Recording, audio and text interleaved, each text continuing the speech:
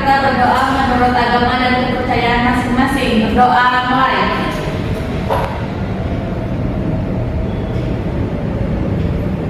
Berdoa selesai. Baik, terima kasih Nanis telah memimpin doa pada pagi hari ini. Baik anak-anak, Ibu akan mendata kehadiran anak-anak pada pembelajaran bahasa Indonesia. Anak-anak, coba anak-anak lihat samping kanan kirinya, apakah anak-anak merasa ada kawan-kawannya yang tidak hadir? Ada Bu, Ibu, Budi gak datang. Oh, Budi ya? Kenapa Budi tidak masuk? Sakit. Sakit ya? Ya Bu. Baik, selain Budi ada tidak? Siti ya? Bu. Siti ini kakaknya izin ada halangan keluarga. Baik. Setelah itu ada lagi atau tidak? Udah Bu. Udah ya. Baik. Tapi Ibu akan memanggil kalian satu persatu ya. Ya Bu. Yang pertama ada Budi, tadi tidak hadir ya. Ya Bu. Kemudian Jope Hadir Bu. hadir. Kemudian Anis Hadir Ibu. hadir. Kemudian Alia, Hadir Ibu. Nita, Hadir Bu. kemudian Siti tadi tidak hadir ya. Ya Bu. Wah, bagus sekali anak-anak. Ibu ingin meminta tolong bahwa ini Budi sudah 3 kali tidak masuk pada pembelajaran bahasa Indonesia yang Ibu ampu ya. Dan data kehadiran ini sangat-sangat berpengaruh untuk penilaian anak-anak menjelang ujian akhir semester. Karena apabila anak-anak dari segi kehadiran saja sudah kurang, maka nilai anak-anak nanti akan kurang pada saat penghitungan nilai di akhir semester. Gitu ya anak-anak, ini ingin minta tolong disampaikan kepada Budi agar untuk pertemuan selanjutnya bisa masuk dan mengikuti pembelajaran. Ibu. Baik, terima kasih. Nah, sebelum kita memulai pembelajaran pada pagi hari ini, Ibu ingin menyampaikan kepada anak-anak bahwa anak-anak harus menumbuhkan sikap semangat, menumbuhkan sikap yang serius pada saat pembelajaran. Karena apabila anak-anak tidak memiliki hal-hal tersebut, maka pembelajaran yang Ibu sampaikan pada pagi hari ini mungkin saja tidak akan masuk dan tidak akan anak-anak pahami dengan mudah. Karena fokus anak-anak akan terpecah dengan hal-hal lainnya. Maka dari itu Ibu ingin meminta keseriusan anak-anak untuk tetap memperhatikan apa yang akan Ibu sampaikan dari awal hingga akhir nanti. Mengerti anak-anak? Mengerti Ibu. Baik, sebelum memulai pembelajaran, Ibu ingin meminta tolong kepada anak-anak untuk ikut bermain bersama permainan kecil, yaitu permainan asosiasi kata. Nah, permainan asosiasi kata ini merupakan permainan berupa mengasosiasikan kata. Jika Ibu mengatakan puisi, maka anak-anak yang Ibu tunjuk akan mengatakan kata yang berkaitan dengan puisi. Apakah anak-anak paham? Paham. Bagus sekali. Nah, apabila Ibu mengatakan drama, Anis, apa yang berkaitan dengan drama? Paham. Wah, tepat sekali. Kemudian apabila Ibu mengatakan cerpen, Alia, apa yang berkaitan dengan cerpen? Bisa dibaca sekali dulu Ibu. Wah, tepat sekali. Kemudian ketika Ibu mengatakan puisi, coba apa yang berkaitan dengan puisi? Baik-baik. Wah, tepat sekali. Kemudian apabila Ibu mengatakan berita, Nita, apa yang berkaitan dengan berita? Aktual Bu. Tepat sekali. Wah, anak-anak Ibu ini sangat-sangat fokus dan tepat dalam menjawab pertanyaan-pertanyaan yang dikemas dalam permainan kecil berupa asosiasi kata. Wah, masuk ke dalam pembelajaran. Nah, hari ini kita akan mempelajari mengenai karya ilmiah. Namun dalam karya ilmiah ini dikemas dalam konservasi alam Indonesia. Nah, dalam konservasi alam Indonesia ini akan muncul dalam diskusi kita pada pagi hari ini. Baik anak-anak, apakah ada yang ingat apa materi pembelajaran pada pekan lalu?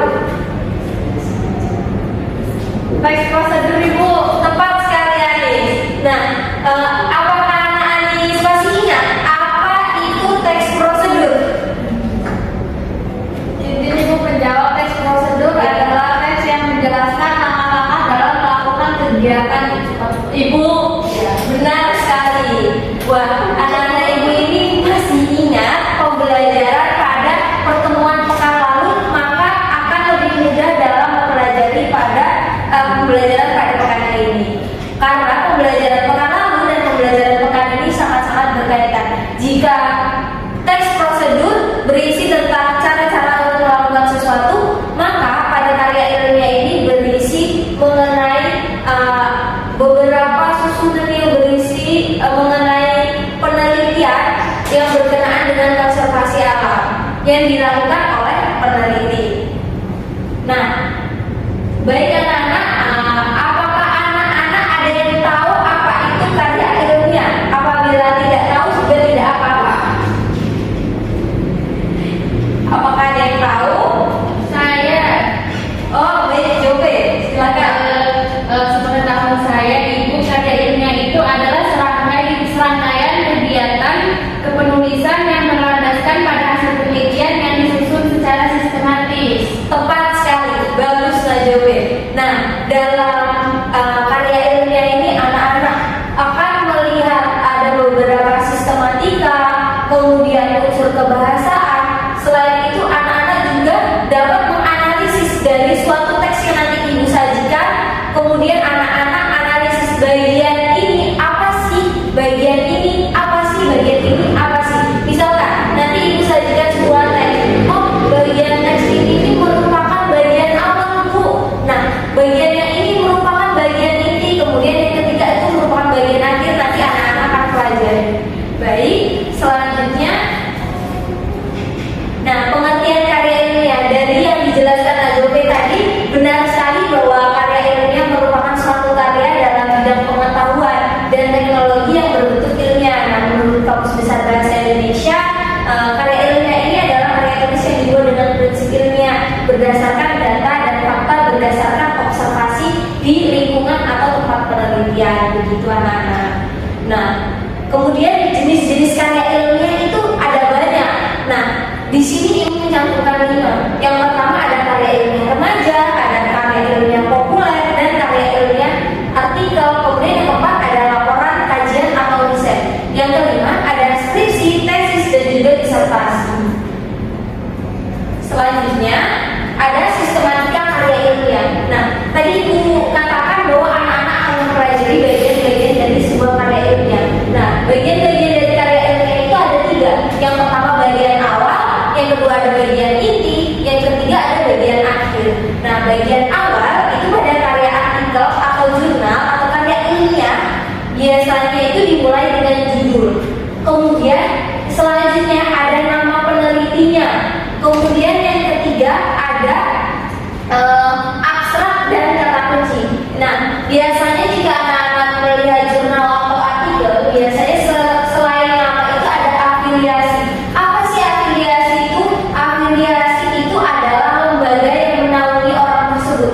Misalkan ibu sebagai peneliti yaitu Tria Puji Astuti, maka afiliasi ibu itu yang menaungi ibu pada waktu kuliah pada saat melakukan penelitian itu Universitas Lampung. Maka setelah nama itu tercatat Universitas Lampung sebagai afiliasinya.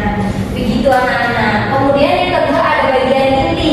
Nah, di bagian inti ini terdiri atas pendahuluan, metode penelitian, kemudian terdapat analisis data, hasil dan pembahasan. Nah, di bagian ini anak-anak akan mengetahui apa sih hasil dari penelitian yang telah dilakukan oleh peneliti, dimulai dari metodenya seperti apa, hasilnya itu apa, kemudian pembahasannya itu apa. Nah, selanjutnya ada bagian akhir. Pada bagian akhir ini terdiri atas simpulan dan juga saran. Kemudian ada daftar pustaka dan lampiran jika ada. Nah, di dalam lampiran itu biasanya bisa diisi oleh dokumentasi yang dilakukan oleh peneliti pada saat melakukan penelitian. Kemudian pada daftar pustaka biasanya akan dicantumkan beberapa referensi yang digunakan oleh peneliti untuk membangun sebuah karya ilmiahnya supaya menjadi sebuah karya ilmiah yang mengandung fakta dan dapat dipercaya oleh orang-orang yang membacanya. Gitu anak-anak. Nah, ini kemudian akan dijelaskan judul. Pada judul biasanya dapat dengan jelas dan singkat menunjukkan isi karya ilmiah. Kemudian nama penulis dan afiliasi tadi sudah dijelaskan bahwa nama penulis adalah nama yang atau sosok yang melakukan penelitian dan afiliasi merupakan lembaga yang menaungi peneliti tersebut. Kemudian abstrak, biasanya abstrak itu terdiri atas satu paragraf yang menggambarkan dari awal hingga akhir isi dari penelitian tersebut. Kemudian ada kata kunci. Biasanya kata kunci itu kata-kata maksimal 4 dari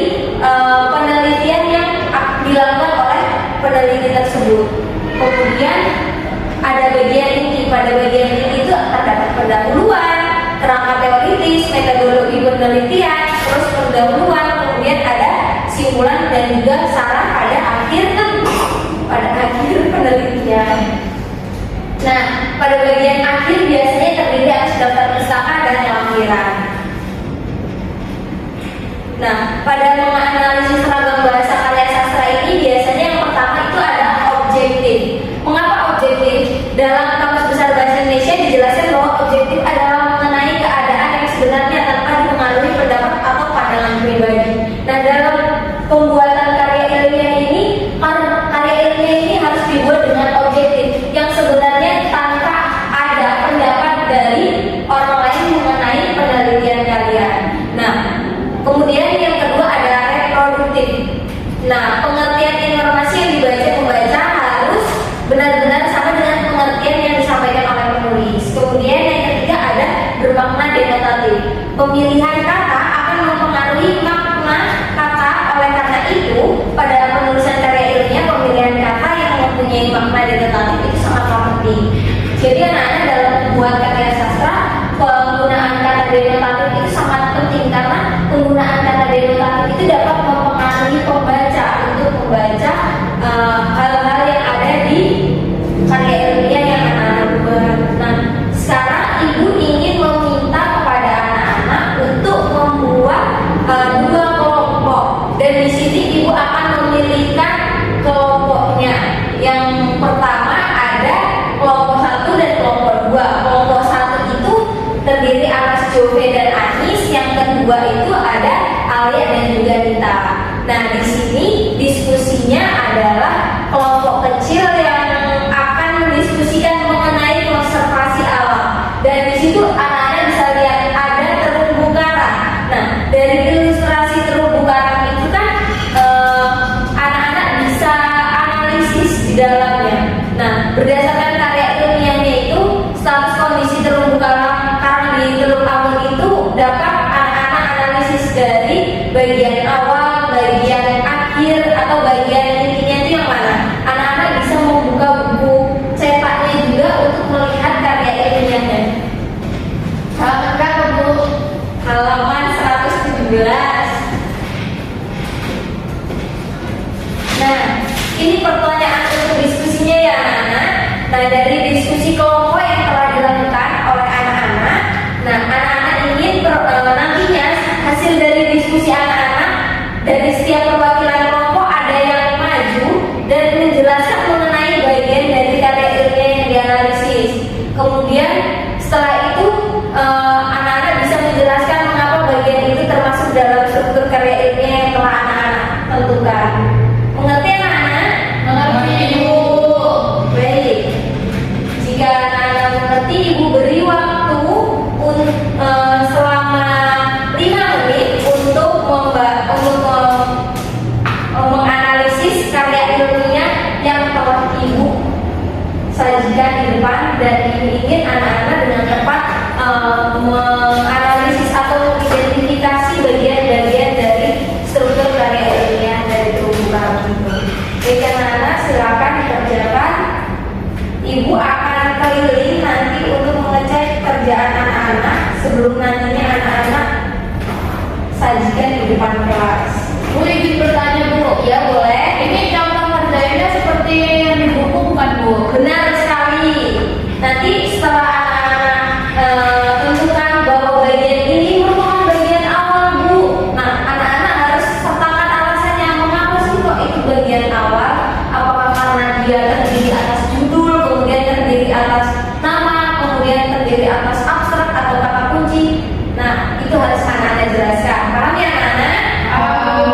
Baik, silakan dikerjakan. Jika ada yang sulit atau butuh ditanyakan, silakan ditanyakan kepada Ibu.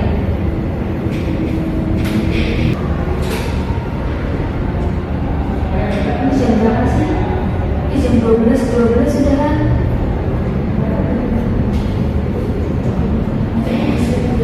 Oh, nggak apa-apa, Pak.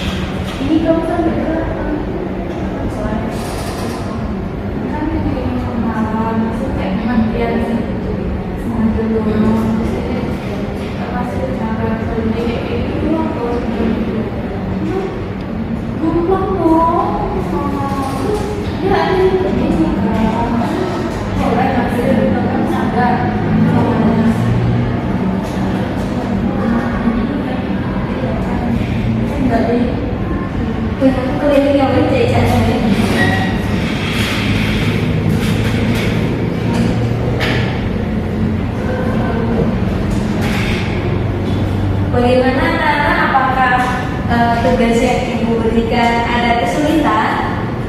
Sejauh ini belum Bu. Bagus sekali. Bagaimana kelompok dua? Ini benar Pak Bu. Wah, tepat sekali. Jika lebih baik jika lebih dirinci, misalkan alasannya ya lebih panjang malah lebih bagus. Baik. Jika sudah siap, anak-anak bisa mengatakan sudah Bu. Sudah Bu. Wah, kelompok satu sudah siap. Sudah. Baik, kelompok satu boleh perwakilan atau dua-duanya maju juga tidak apa-apa.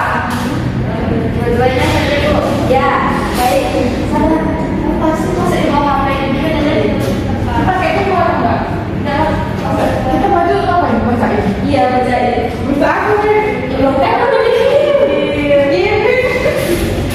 Bagi dua ya, aku ambil aku jadi diskusi yang awal kan. Ngomong ya. Ya siapa yang sedia? Baik, siapa yang sudah siap silakan maju. Kami Bu, kalau satu Bu. Bagus sekali kelompok satu, silakan maju untuk memaparkan hasil dari diskusi kelompok kalian. Keduluan ya. Jadi Bu, hasil diskusi kelompok satu, di situ kan bagian awal disuruh tentuin struktur ya Bu ya. Iya benar. Nah, di sini judul dapat dengan jelas dan singkat menunjukkan isi karya ilmiah, yaitu mengenai status kondisi terumbu karang di Teluk Ambon. Nah, judul ini menunjukkan subjek penelitian, tujuan penelitian, metode penelitian, dan ruang lingkup atau batasan penelitian.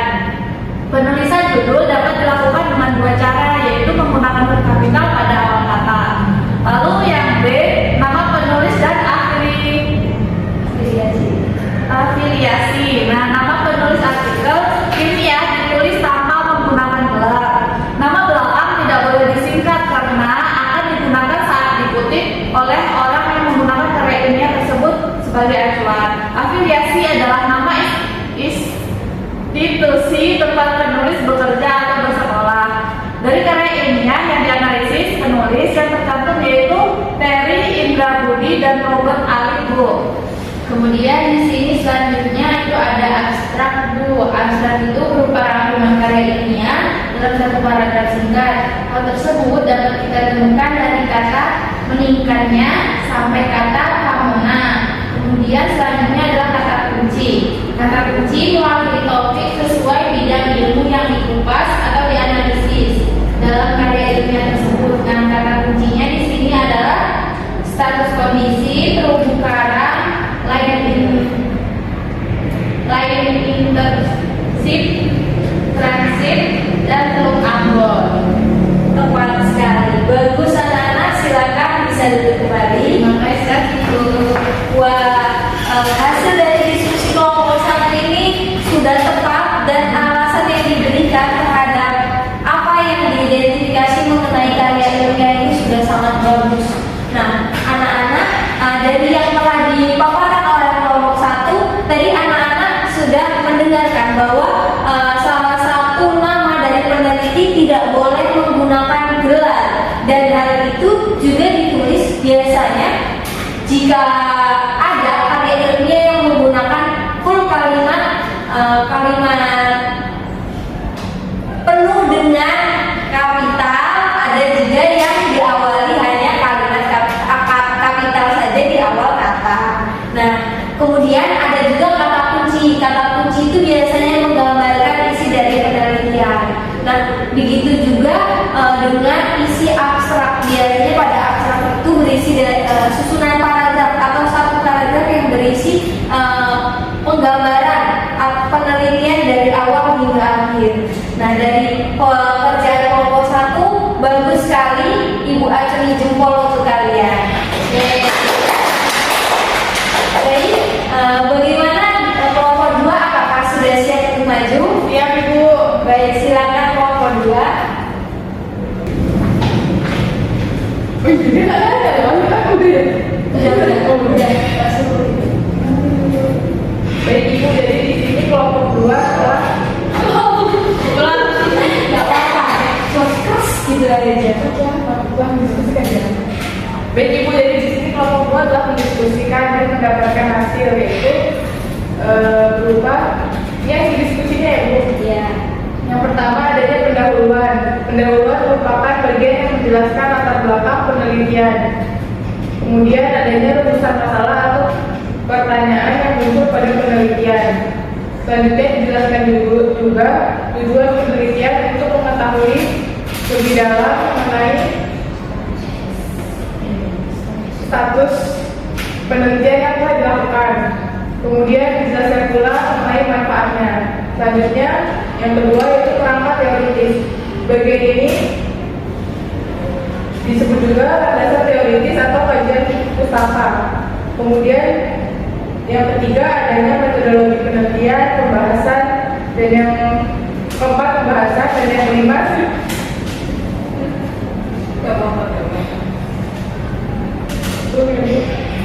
yang ketiga adanya metodologi penelitian, yang keempat adanya pembahasan, dan yang terakhir adanya simpulan dan saran Ibu.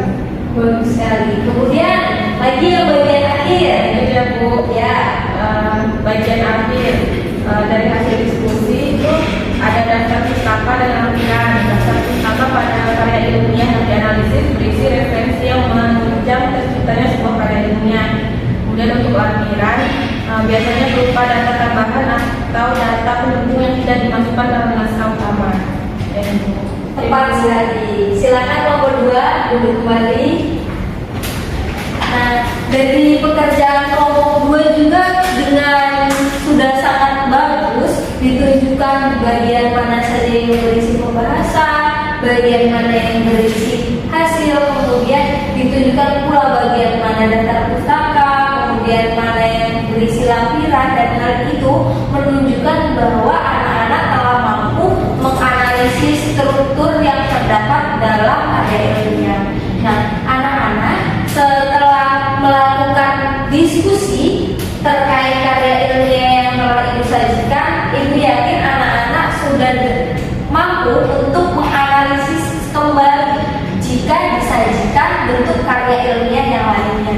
Nah, di sini Ibu ingin memberi anak-anak tugas, yaitu tugas rumah. Ibu ingin anak-anak mencari sebuah artikel atau karya ilmiah, kemudian anak-anak analisis struktur penyusun dari karya ilmiah tersebut. Jika sudah, maka tugas ini akan dikumpul pada pertemuan yang akan datang. Paham anak-anak? Paham. Baik, bagus sekali jika anak-anak sudah paham. Nah, dari diskusi yang telah kita lakukan, itu juga yang akan menutup pembelajaran kita dan kebersamaan kita pada pagi hari ini.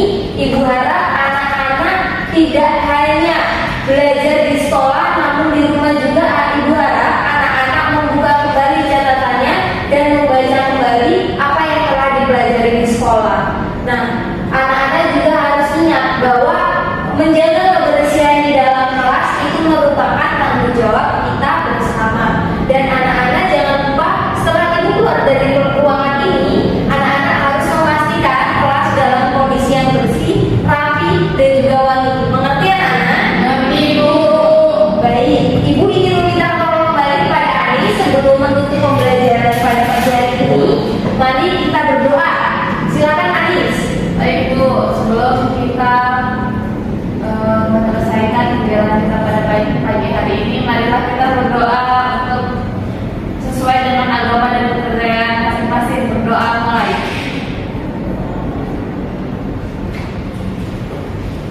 Berdoa selesai.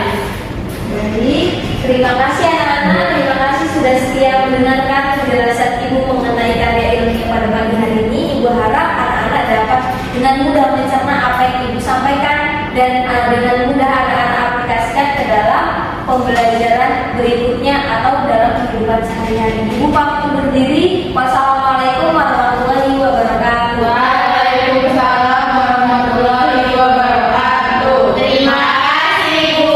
Sama-sama. Ibu keluar dulu ya. Ya, Ibu.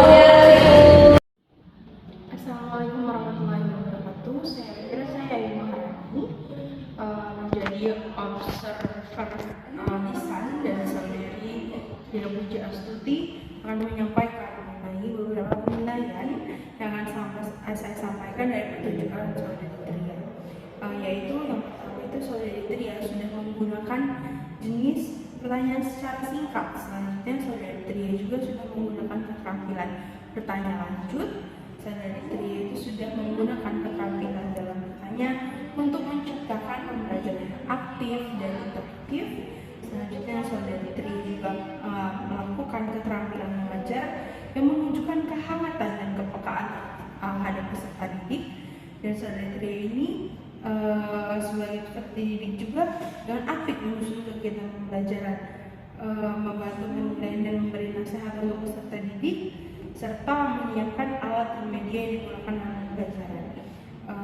Sudah cukup memadai dan bervariasi dalam pembelajaran. Baik, sekian observasi bisa dapat saya sampaikan. Terima kasih.